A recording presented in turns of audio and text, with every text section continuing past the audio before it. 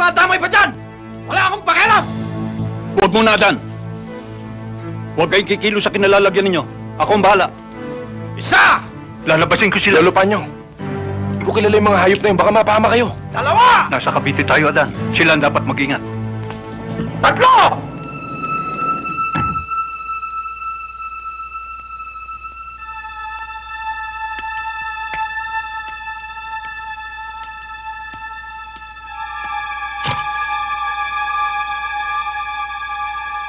Ako ang punong barangay dito. Anong problema mo?